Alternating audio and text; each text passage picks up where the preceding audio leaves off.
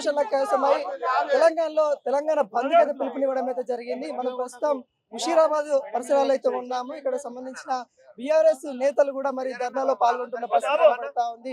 ముషీరాబాద్ ఎమ్మెల్యేన వాళ్ళ కుమారుడు జయసింహ గారు అయితే ఉన్నారు. మాట్లాడించే ప్రయత్నం అయితే ఎట్లా వస్తున్నారు? కాంగ్రెస్ పార్టీ ఏమో బీసీల కోసము మేము ప్రయత్నాలు చేస్తున్నాం వాళ్ళు చెప్తా ఉన్నారు. ఇటు బీజేపీ పార్టీ కూడా మేము బీసీల కోసం కృషి చేస్తున్నాం అని చెప్తా ఉన్నారు.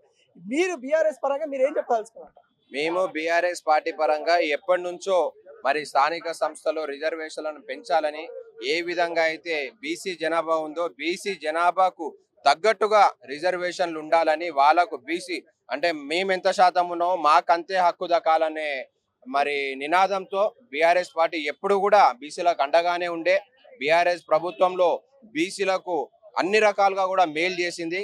మరి మనం చూసినట్టయితే ఈ కాంగ్రెస్ పార్టీ, ఇప్పుడు ప్రభుత్వంలో ఉన్న కాంగ్రెస్ పార్టీ కామారెడ్డి డిక్లరేషన్ పేరు మీద మరి బీసీల ఓట్లు దన్నుకొని ఏ విధంగా అయితే ఈ రోజు డ్రామా ఆడుతుందో మొత్తము బీసీ సమాజము తెలంగాణ ప్రజలందరూ కూడా గమనిస్తున్నారు.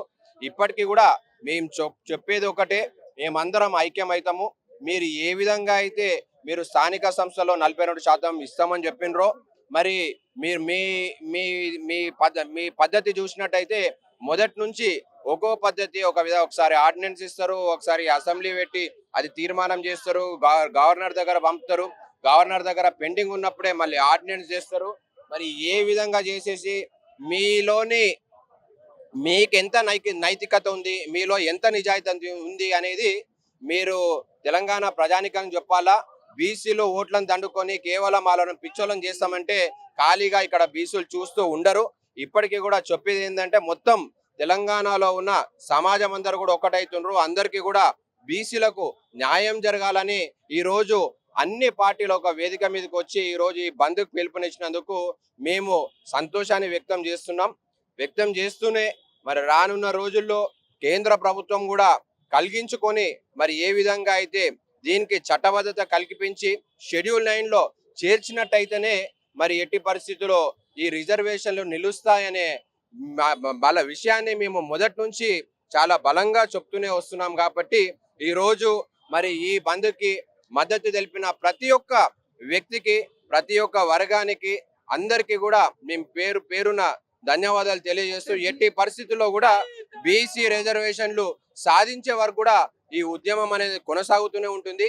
ఏ విధంగా అయితే తెలంగాణ రాష్ట్ర సాధనం కోసం ప్రతి ఒక్క వర్గం కూడా ముందుకొచ్చి రోడ్లెక్కి పోరాటం చేశామో, ఇదే బీసీ ఉద్యమం కూడా అదే విధంగా గట్టిగా నడుస్తుందని మేము బలంగా మా వాణిని తెలియజేస్తాం.